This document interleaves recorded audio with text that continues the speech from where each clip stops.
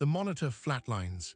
A long, piercing tone fills the ER, and the surgeon in blue scrubs freezes because the woman saving the patient isn't a doctor.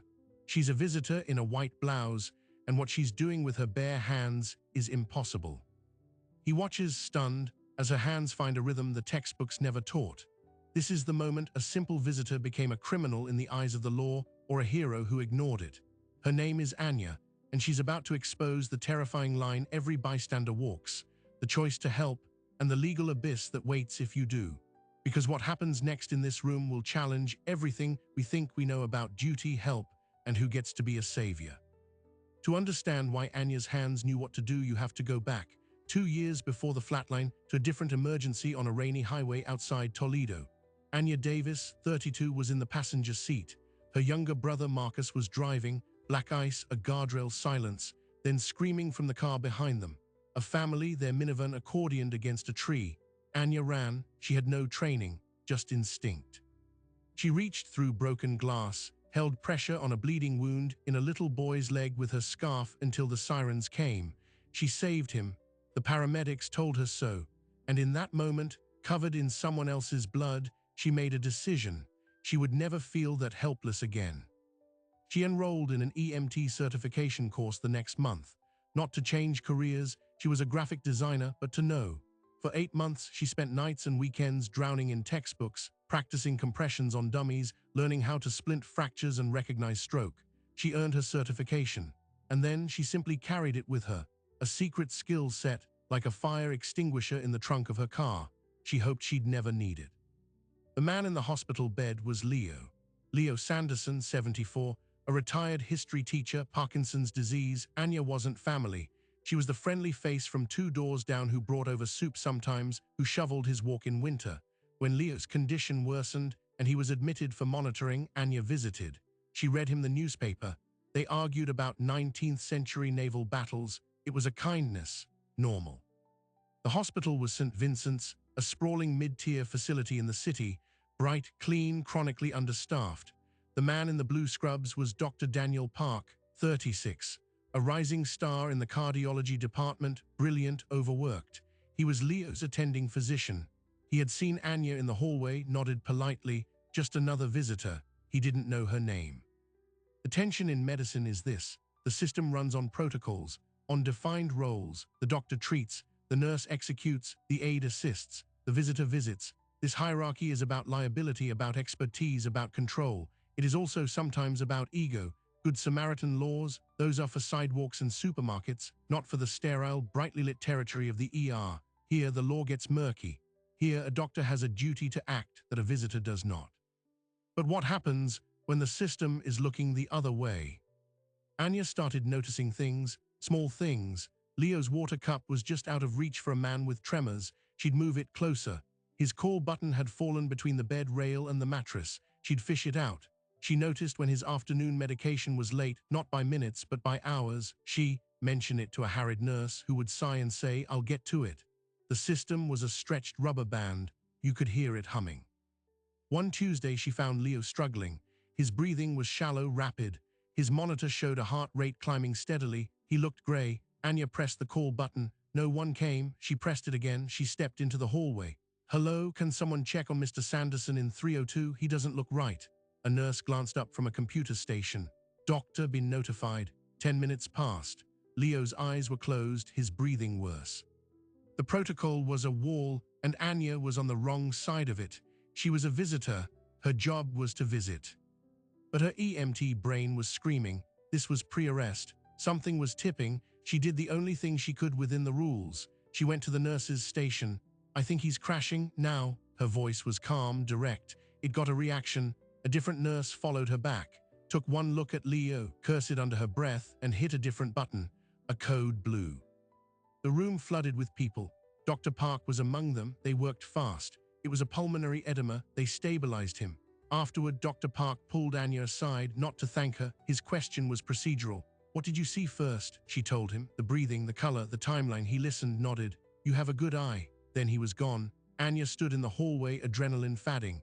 She had stayed within the lines. She had alerted the system, and the system had responded. Just in time. That incident created a silent shift. The nurses on the floor started giving her brief, acknowledging nods. They were still overworked, but they knew she was watching. Dr. Park, however, seemed to view her with a mild, professional annoyance. A variable he hadn't accounted for. She was noise in his well-ordered data. Anya began to learn the hospital's secret rhythm. The shift change at 7 when things got missed. The post-lunch lull. She made sure she was there for Leo during those gaps. She learned how to adjust his pillows to ease his breathing without being asked. She learned which aide would actually help him to the bathroom and which one would pretend not to hear. She was building a map of competence and neglect in a place that was supposed to have no room for either. Then she met Mr. Henderson, room 312, no visitors, a thick file on his door about difficult behavior. Anya saw him once, staring blankly at a wall, a full meal tray untouched on his table, just out of reach. It was a mirror of what she'd heard about in the original story, a person turned toward a wall, a small, quiet erasure. She asked a nurse about him. "Oh, Henderson, he's non-compliant, forget it." The sentence was a life sentence. This was the quiet, mundane truth of the pressure cooker. It wasn't about malice. It was about exhaustion, about a chart being a list of tasks, not a person. Anya's presence became a gentle, persistent counterpressure for Leo. And now, silently for Mr. Henderson too, she'd sometimes wave from the doorway. Once she rolled Leo's chair past and stopped to say hello. Henderson didn't speak, but he looked. It was a crack in the wall. Dr. Park noticed this too. He saw Anya spending more time on the floor than some interns. He saw the way patients looked at her, a look of relief, not anxiety. In a staff meeting, he mentioned, offhand, the visitor in 302. "She's here constantly. We need to be mindful of privacy protocols." It was a warning shot. The system was beginning to push back against her unspoken, unpaid role. The turning point came on a Thursday afternoon. Leo was sleeping. Anya stepped out to get coffee. As she passed the supply room, the door was ajar. Inside, she saw Dr. Park and the head nurse, Gina. They were speaking in low, urgent tones. She heard a fragment, just a fragment, as she paused to tie her shoe. "Henderson's DNR is a mess. The family's fighting. If he codes, the liability," and Dr. Park's reply, cool, clinical. "Then we make sure the paperwork is unequivocal before any event. I don't want a hero on the floor making a bad call." A hero, the word hung in the air, toxic. He was talking about a scenario. He was talking about protocol. But to Anya, standing frozen in the hallway, it sounded like a verdict. It sounded like they were discussing a man's life as an administrative problem to be solved, and that the greatest risk wasn't his death, but someone trying to prevent it. She returned to Leo's room, her coffee forgotten. She looked at her friend, sleeping peacefully under the watchful glow of the monitors. She thought of Mr. Henderson down the hall with his messy DNR and his absent family. The stretched rubber band of the system hummed louder, and she knew, with a cold certainty, that she was no longer just a visitor. She was a witness, and the line between those two things was about to vanish. Because the very next day, the monitor in room 312 would flatline, and there would be no code blue called. There would only be silence from the nurse's station. And Anya Davis, former EMT, would be standing in the hallway, listening to that silence, with her certification in her pocket and Dr. Park's warning in her ears. The system had just drawn its line in the sand, and she was now on the wrong side of it. The flatline tone from room 312 was a shriek in the quiet hallway. Anya stood frozen, her eyes locked on the nurse's station. No one moved, no one looked up. The protocol was clear, a code blue, but the protocol required someone to call it. 5 seconds, 10. The long, uninterrupted tone meant only one thing, asystole, no heartbeat. For Mr. Henderson, time was now measured in brain cells dying by the millions. Her feet moved before her mind could finish the debate. She was at his doorway. Inside, the scene was stark. Mr. Henderson lay still, mouth slack. The monitor showed the relentless flat green line, and on the bedside table, within his reach, was the call button. Untouched. He hadn't called for help. Maybe he couldn't. Maybe he'd given up. "Code blue, room 312. Anya's voice tore down the hallway, sharp with a command she didn't technically have. Heads finally snapped up. A nurse, Gina, the head nurse, stood, her expression not alarm but irritation. "What are you doing? That room is DNR. DNR, do not resuscitate, the two words that change everything. They are a legal wall, but Anya's EMT training kicked in. DNR didn't mean do not care. It didn't mean you let someone die alone with a machine screaming. It meant no heroic measures, no chest compressions, no defibrillation, but there were still checks, assessments, basic care you still confirmed. The paperwork is conflicted, Anya shouted back, the fragment of conversation from the supply room burning in her memory. Just check him. This was the line, the one Dr. Park had warned about. By demanding action, Anya was no longer a witness. She was a participant, and she was challenging the head nurse in her own domain. Gina marched down the hall, followed by a younger nurse looking terrified. She brushed past Anya into the room. She checked for a pulse at his neck. She shone a penlight into unseeing eyes. The ritual was fast, clinical. She turned to the monitor and silenced the alarm. The sudden quiet was louder than the tone. Time of death, Gina said, her voice flat to the younger nurse. 4:17 p.m., she then turned to Anya, who was still in the doorway. The chart says DNR, you interfered, you caused a disruption, you need to leave this floor. I caused a disruption, he was lying here, no one was responding. The response, Gina said, her voice low and cold, is dictated by the patient's orders, not by a visitor's hysteria. Now leave, or I will call security. Anya looked past her at Mr. Henderson. A sheet was already being drawn up. The erasure was complete. She backed out of the room, her heart hammering against her ribs.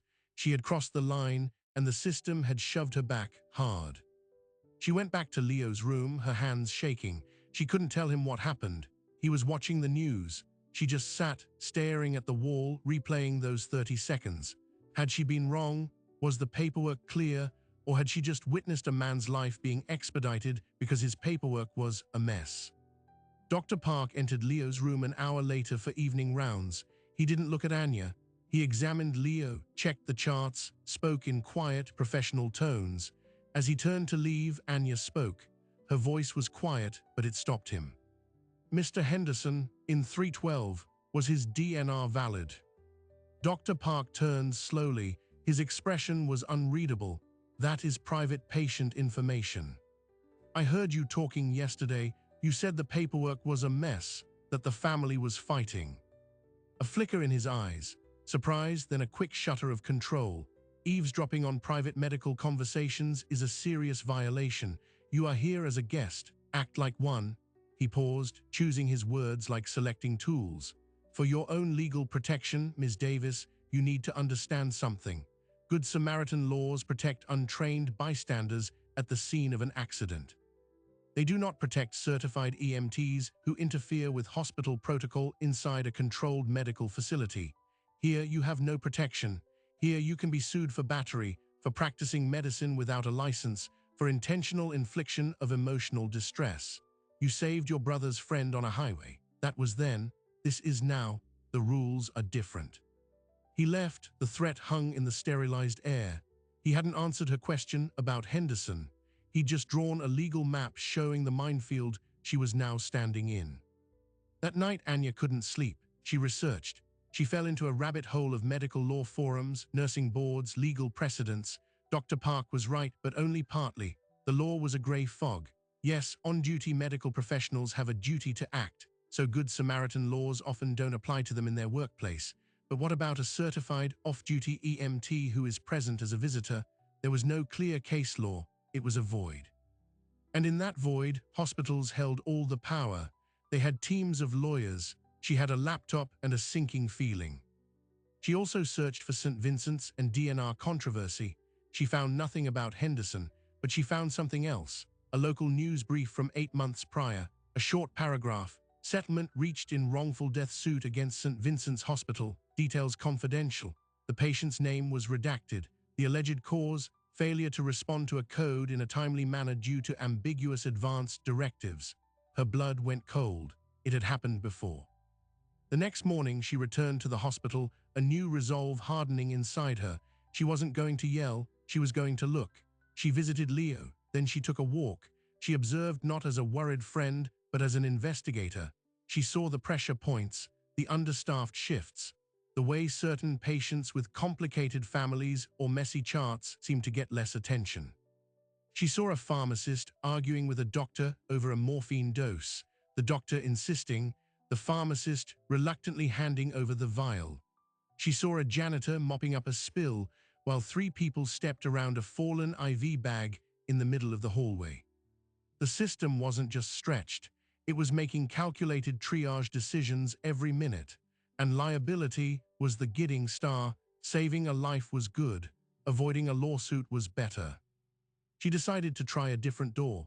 She went to the hospital's administrative office. She asked to speak to someone about patient advocacy. She was directed to a woman named Marcia in a windowless office.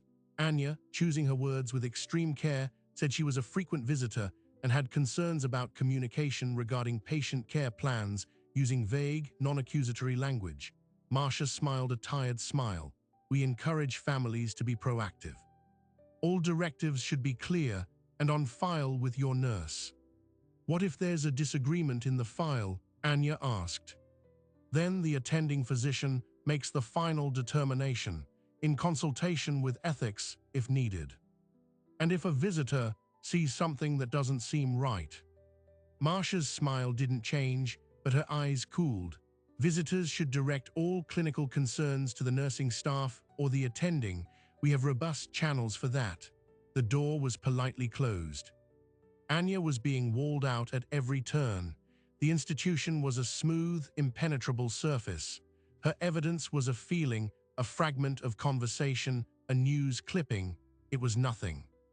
Then she got a break from an unexpected source, the young, terrified nurse from the hallway during Henderson's Code. Her name was Chloe. Anya found her alone in a break room, crying softly. Anya almost walked away, but instead she sat down. She didn't speak, just handed her a napkin. After a minute, Chloe whispered, "I just graduated. It's not supposed to be like this." "Like what?" Anya asked gently. "He had a pulse." The words were so quiet, Anya wasn't sure she heard them. "What?" Chloe wiped her eyes, her voice a shaky whisper. "When I checked Mr. Henderson after Gina, I thought I felt a carotid pulse. It was thready, but it was there. I looked up at Gina to say something, and she just shook her head, and she called time of death, and I didn't say anything." The room spun. Anya's breath caught. This wasn't about ambiguous paperwork. This was about something else. This was about a nurse possibly feeling a pulse and a head nurse overriding it. "Why would she do that?" Anya breathed. Chloe looked utterly lost.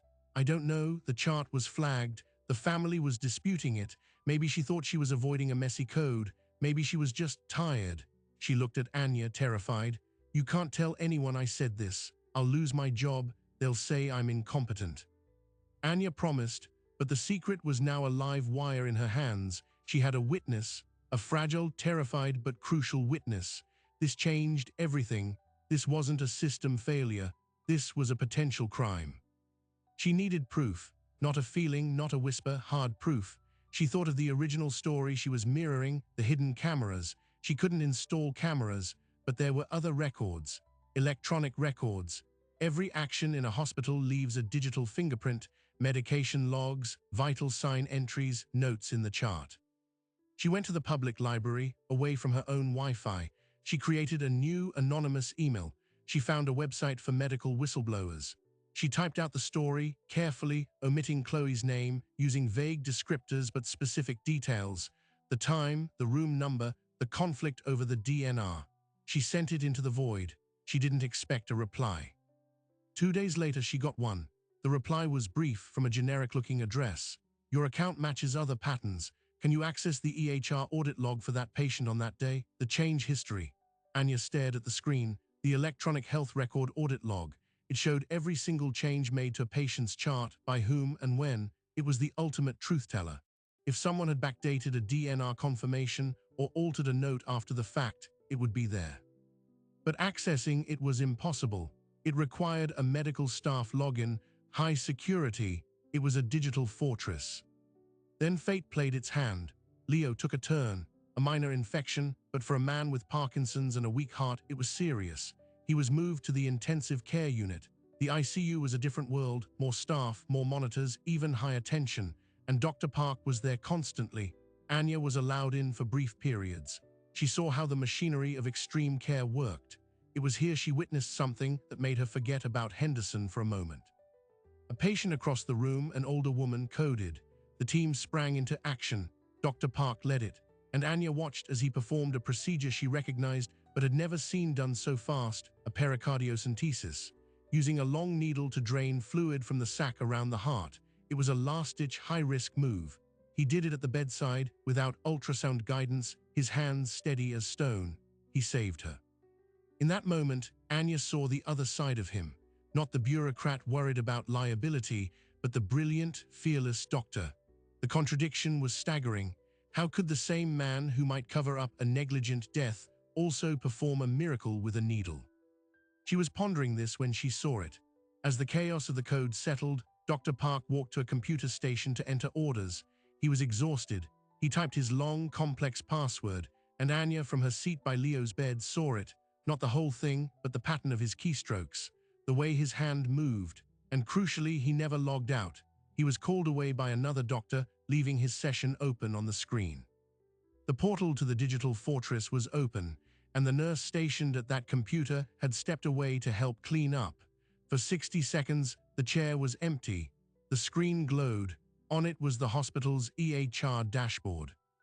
It was an insane risk. It was everything Dr. Park had warned her against, magnified 1,000 times. Accessing a hospital EHR without authorization was a federal crime under HIPAA. It could mean years in prison. Her grandmother's voice came back to her, not about strong hands, but something else she'd said. Sometimes, the right thing looks like the wrong thing to everyone watching. Anya stood up. She walked the 10 steps to the empty computer station. She slid into the chair. Her heart was a drum in her throat. She could see Dr. Park across the unit, his back turned. She moved the mouse. The session was active. She went to the patient's search. Her fingers, trembling, typed Henderson. The record loaded, and the first thing Anya saw wasn't a medical note. It was a timestamp. The official time of death, entered by Nurse Gina Morrison, 4:17 p.m., but the audit log showed a different story, a story of digital ghosts. At 4:19 p.m., 2 minutes after the official time of death, Gina's user ID had accessed the Advanced Directives section. She had checked a box, DNR confirmation, physician verified. She had then backdated that confirmation to 9 a.m. that morning. At 4:21, she had opened a new progress note. The note read, patient found unresponsive at 16:17. No palpable pulse, no respirations, DNR verified per chart, family notified. That note was also time-stamped for 4:17. Anya's breath caught. It was all there, a digital paper trail of a lie. Gina hadn't just called time of death early, she had retroactively constructed the legal justification for it. She had made the messy paperwork clean.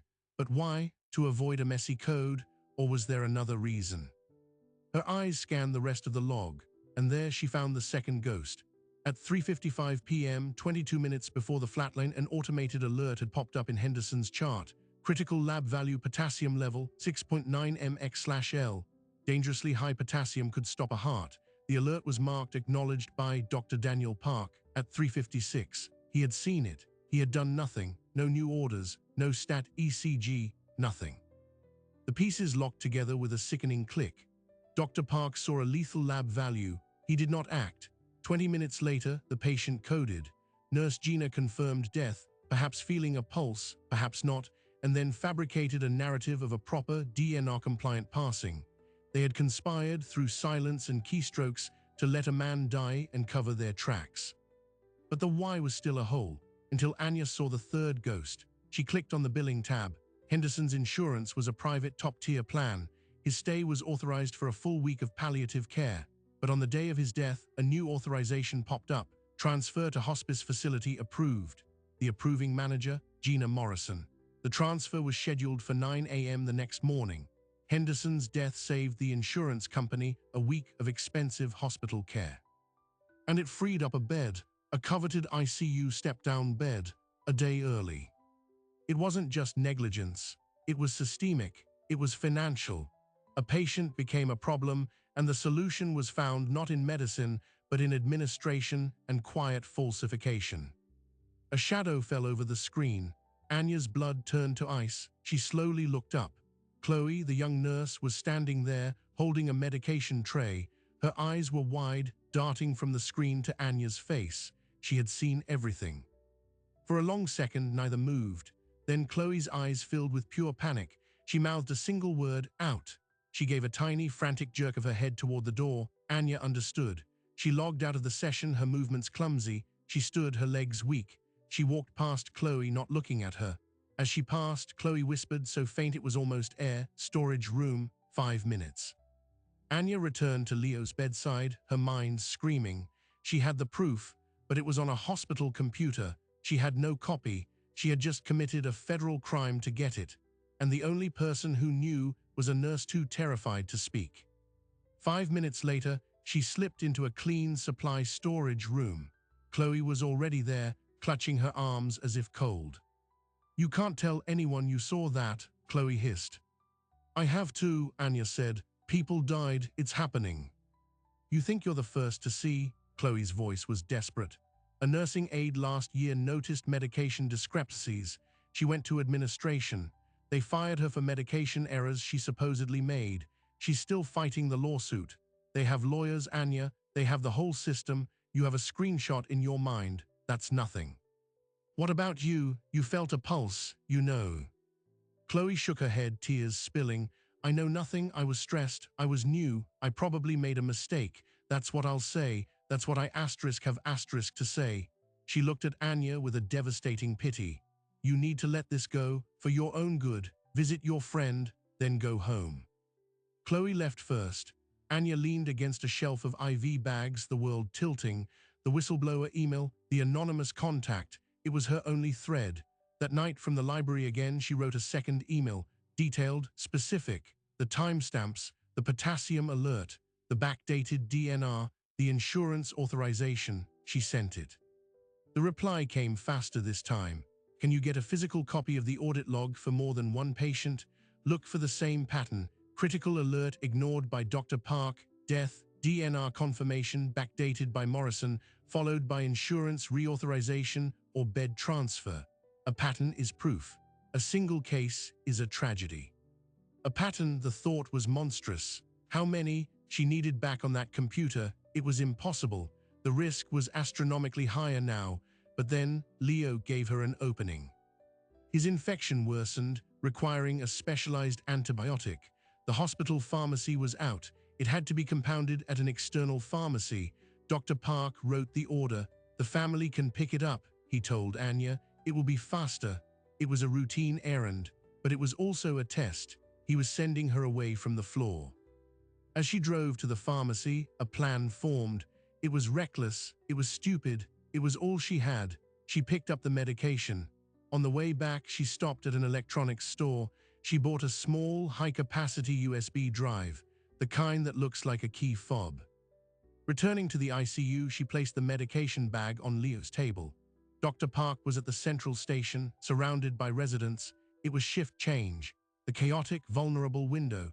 She saw that the same computer station was occupied by a respiratory therapist who was called away to a patient. The screen was locked this time, but next to the keyboard was a small, handwritten sticky note with a series of numbers and letters. A password reminder. For the pharmacy system, not the main EHR, but it was a start. People reuse passwords. She waited, her hand clenched around the USB drive in her pocket. The therapist returned, logged back in, did a few things, and walked away again, forgetting to lock the screen. This was it. Anya sat down. Her hands were steady now, cold with purpose. She inserted the USB drive. The system prompted for administrator rights to access an external device. She cancelled. Instead, she opened the web browser. The hospital's internal EHR portal was bookmarked. She clicked it. It asked for credentials. She typed the username from the sticky note. She tried the password, access denied. She tried a variation, denied. Her time was evaporating. Then she remembered a basic IT truth. Many systems require a password change every 90 days. The sticky note had a date from 2 months ago. She added a $sign and the number 1 to the end of the password. The screen flickered, and she was in. It was a limited account, but it could search. She didn't search for Henderson. She searched for all deaths on the medical floor in the last 6 months where Dr. Park was the attending and Gina was the charge nurse. The list populated, 12 names. She opened the first one. Elena Grayson, 88, cause cardiac arrest. She clicked the audit log. The same pattern, a critical lab alert for low sodium acknowledged by Park, no action, time of death called by Gina.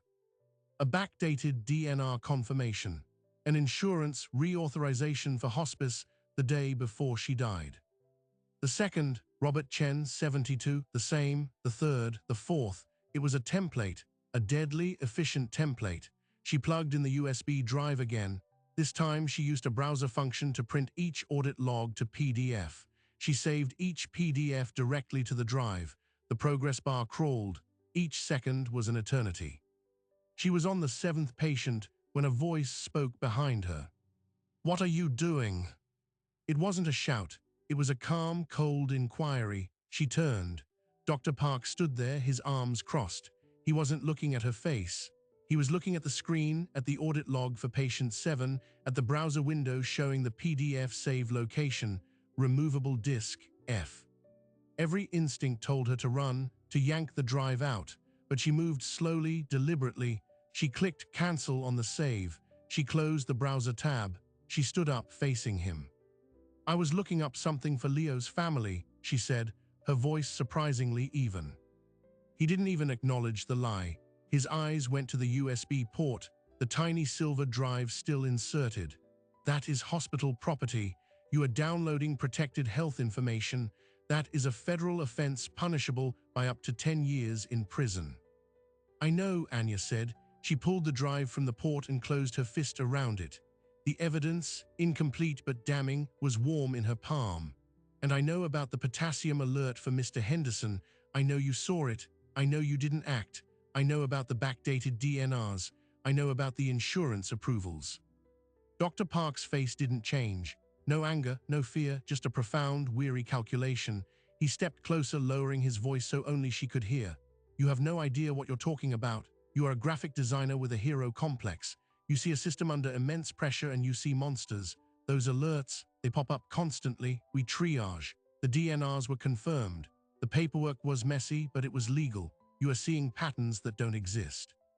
"Then you won't mind if I give this drive to someone who can check," Anya said, her heart hammering.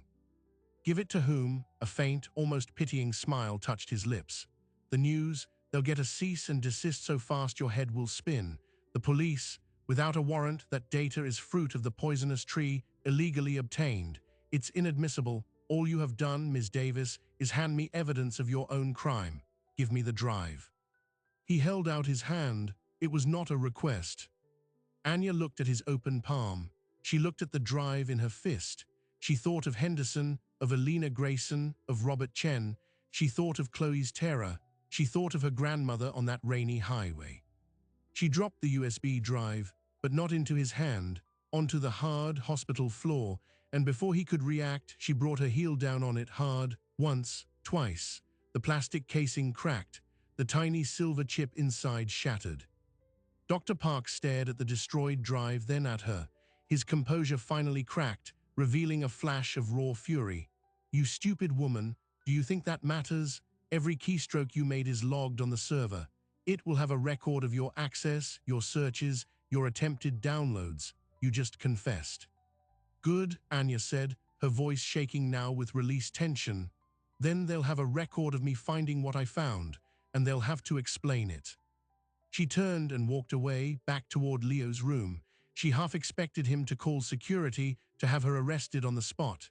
He didn't. Silence followed her, the kind of silence that comes before a storm. She sat with Leo, holding his hand, waiting for the storm to break. An hour passed. Then a man in a suit, accompanied by a hospital security guard, appeared at the door. "Ms. Davis, I'm Michael Ross from hospital administration. We need you to come with us." This was it, the confrontation, the end. But as she stood to follow him, she saw past his shoulder. Down the hall, Dr. Park was on the phone, his back turned, his posture rigid. And walking toward him with a purposeful stride was a woman in a sharp pantsuit Anya had never seen before, carrying a briefcase. She didn't look like hospital staff. She looked like a lawyer. The system was moving, but it wasn't moving in one direction. It was fracturing. And Anya, with her shattered USB drive and her stolen data, was no longer just a visitor or a witness or even a whistleblower. She was now a live grenade that had just rolled into the middle of the room, and the pin was already pulled. Michael Ross led Anya not to a security office, but to a small, plain conference room. Inside sat two people, the woman in the pantsuit Anya had seen earlier and an older man with a tired face. "Ms. Davis," the woman said, "I'm Lisa Croft from the State Department of Health. This is Detective Miller. We'd like to talk about what you found." For a dizzying moment, Anya thought it was a trap, that they were there to charge her, but Lisa Croft's next words changed everything. "We received an anonymous tip weeks ago outlining a pattern of suspicious deaths at this hospital. The tip mentioned a Dr. Park and a nurse Morrison. It mentioned backdated DNRs. We've been building a case. Your enthusiastic investigation today gave us something we needed, probable cause for a warrant." The anonymous whistleblower, her contact, it had been real. The state was already here. Detective Miller spoke, his voice gravelly. "The hospital's IT logs show you accessed records for 7 deceased patients. You tried to download files, then you destroyed a storage device. Legally, that's a problem for you, but what you were looking at is a bigger problem for them. We need you to tell us everything. Start with Mr. Henderson." For 3 hours, Anya talked. She told them about the flatline, about Chloe feeling a pulse, about the conversation she overheard. She drew from memory the timestamps she'd seen, the potassium alert, the backdated DNR confirmation, the insurance authorization. She named the other 6 patients. She described the pattern. Lisa Croft took meticulous notes. Detective Miller listened, his expression unreadable. When she finished, Croft leaned back. "You understand your unauthorized access is a serious HIPAA violation. We could charge you. The hospital will certainly want to, but," she said, holding up a hand, "there is something called prosecutorial discretion, and there is something called being a material witness to potential homicide by neglect. Our priority is them. If you cooperate fully, we will advocate for immunity for you on the data breach. No promises, but it's the deal on the table." Anya had no choice. She agreed. What happened next was a quiet earthquake. While Anya gave her formal statement at the police station, Detective Miller served warrants, not just for the EHR data, but for financial records, internal emails, and the personnel files of Dr. Park and Gina Morrison. The State Department of Health placed an immediate interim director over the hospital's Quality Assurance Board. The story broke 48 hours later, not from a press conference, but from a leak. State PROBSSD, Vincent's over euthanasia protocol, ALLEGATONS. The article was vague but terrifying. It mentioned a pattern of deaths, DNR concerns, and a financial incentive angle. The hospital issued a strong denial, calling it a baseless investigation sparked by a disgruntled former visitor who hacked their system. The public narrative split instantly. Some hailed Anya as a hero, a whistleblower who exposed a nightmare. Others painted her as a criminal hacker, an unstable busybody who violated privacy and disrupted a hospital. The comments sections were war zones. Deport her, morphed into protect her, and back again. Legally, Anya was in limbo. No charges were filed against her that day, but a letter from the hospital's lawyers arrived, stating their intent to sue her for civil damages, computer fraud, and emotional distress.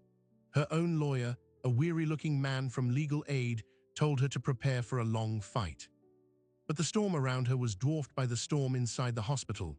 Gina Morrison was placed on administrative leave, then she was arrested. The charge, felony fraud for falsifying medical records. The evidence was the audit log. The timestamps didn't lie. She had in fact backdated those DNR confirmations. Her defense, she was following unspoken pressure to clear beds and avoid costly, futile codes. She implied she wasn't alone. Dr. Daniel Park was not arrested. He was suspended, pending investigation. His lawyer issued a statement. Dr. Park was a dedicated physician making triage decisions under immense systemic pressure.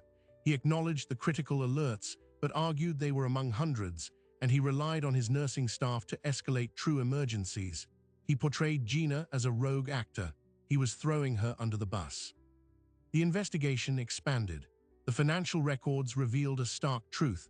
The hospital's oncology and palliative care wings were loss leaders. The administration had implemented efficiency metrics that subtly incentivized quicker patient turnover in those units. No one had explicitly said, let them die.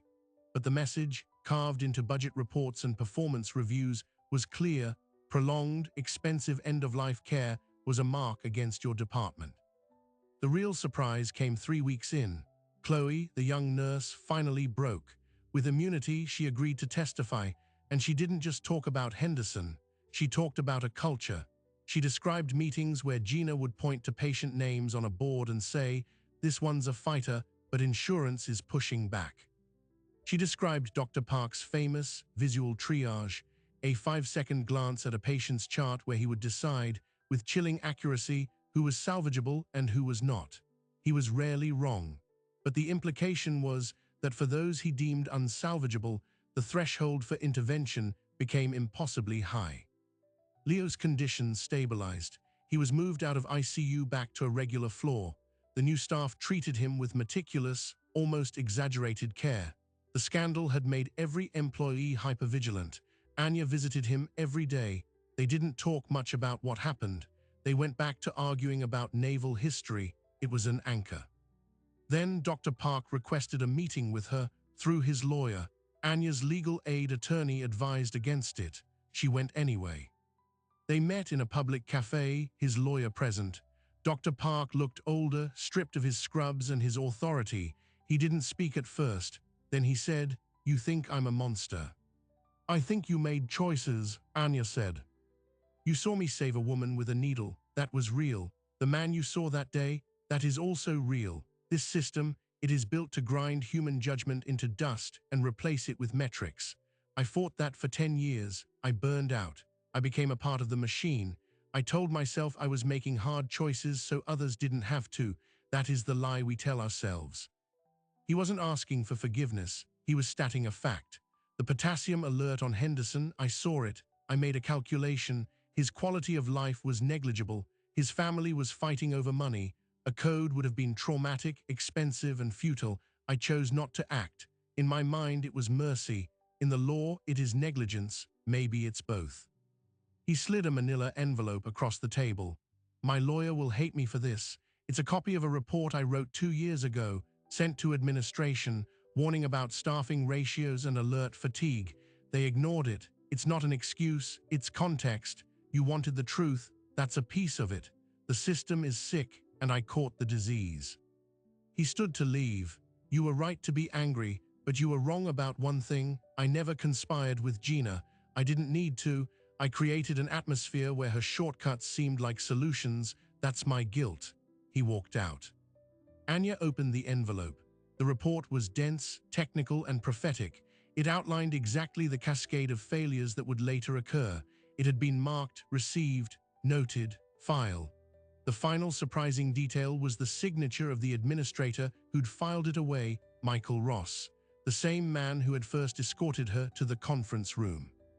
The public reckoning culminated not in a dramatic trial, but in a series of quiet settlements.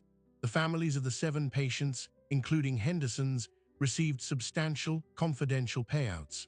The hospital admitted no wrongdoing, but agreed to a complete overhaul of its end-of-life care protocols, its staffing models, and its financial incentive structures. A federal monitor was appointed for 3 years. Gina Morrison took a plea deal: 5 years probation, permanent loss of her nursing license. Dr. Park's medical license was suspended for 2 years. He would have to retrain, recertify, and practice under supervision if he ever returned to medicine. The hospital's CEO and Michael Ross both resigned. The state declined to prosecute Anya for the HIPAA violation, citing her cooperation. The hospital dropped its civil suit against her, a condition of their settlement with the state. She walked away with no criminal record, but also with no job. The graphic design firm she worked for had let her go, citing the distraction of the media coverage. On a Tuesday afternoon, she was packing up her apartment, unsure of her next move when a letter arrived. Not an email, a physical letter on heavy cardstock. It was from the State Department of Health. Lisa Croft had written a personal note. "The regulations governing Good Samaritans in medical facilities are being reviewed, thanks in part to this case. Your actions, though illegal, highlighted a gap. When is a bystander a bystander? We still don't have the answer." But we're asking the question now that matters. Enclosed was a check for $5,000. Witness relocation fund, the note said. Use it to start over. Leo was discharged to an excellent rehabilitation facility. His daughter moved back to town to care for him. The last time Anya visited him at St. Vincent's, he held her hand. "You made a mess, kid," he said, his voice weak but clear. "A beautiful, necessary mess. Don't you dare be sorry." She walked out of the hospital for the last time. The automatic doors hissed shut behind her. She stood on the steps, breathing in the non-sterilized air. She had come in as a visitor, became a witness, turned into a criminal, and emerged as a catalyst. She hadn't fixed the system, but she had shaken it. Sometimes that's all you can do. She got into her car. She didn't drive home. She drove to the community college. She walked into the administrative office and asked for an application form, not for graphic design, for the nursing program. She filled out the application, not to conquer the system from the outside, but to understand it from within, to learn its language so she could one day change its grammar. Anya's story ends where the real question begins. We started with a flatline and a pair of hands that weren't supposed to know what to do. We end with a woman choosing to learn the rules so she can someday know when to break them. This isn't just a story about one hospital or one whistleblower. It's about the silent contract we all sign when we walk into a place of healing. We trust the protocol. We trust the hierarchy. We trust that the system will choose life every time. But what happens when the system gets tired? When the bottom line whispers louder than the heartbeat? The law draws clear lines. Good Samaritan, duty to act, do not resuscitate. But life happens in the blurry space between those lines. In the 3 seconds, a nurse hesitates. In the 5 minutes, a doctor ignores an alert. In the moment, a visitor has to decide between being a guest and being a human being. Anya wasn't a hero because she hit someone. She was significant because she looked. She saw the person behind the patient, the story behind the chart. And when she saw a hand turning a wheelchair toward a wall, metaphorical or real, she turned it back toward the light. That's the reflex that matters, not the strike, but the turn. The surgeon, Dr. Park, watched her in shock because he saw instinct operating outside the hierarchy. He saw competence that didn't come from a diploma on his wall, but from a highway in the rain and a grandmother's lesson. He was confronted with the terrifying truth that sometimes the system is wrong, and sometimes the person who can fix it isn't wearing the right uniform. So where does that leave us? The law hasn't caught up. The debate still rages in online comments and quiet courtrooms. Are you a bystander or a participant, a criminal or a savior? Perhaps the only answer is that we must be willing to ask the question. We must be willing to be the one who, when the monitor flatlines and the room holds its breath, decides that saving a life is more important than following a rule. Anya is in nursing school now. She will learn all the protocols. She will memorize the laws. And she will carry with her the memory of a man named Henderson and the sound of a silence that was anything but peaceful. She will walk the line, hoping she never has to cross it, but knowing exactly what she will do if she has to. Because some lines aren't meant to be boundaries, they are meant to be starting points. The line between ignorance and knowledge, between compliance and courage, between watching and doing. Your turn. What line would you cross? What would you be willing to break to hold someone up? If you want to dive deeper into stories that live in these impossible spaces, stories that question the rules and celebrate the rebels, make sure you're subscribed. Because the world is full of lines, and the most interesting people are the ones who dare to redraw them. Thanks for watching.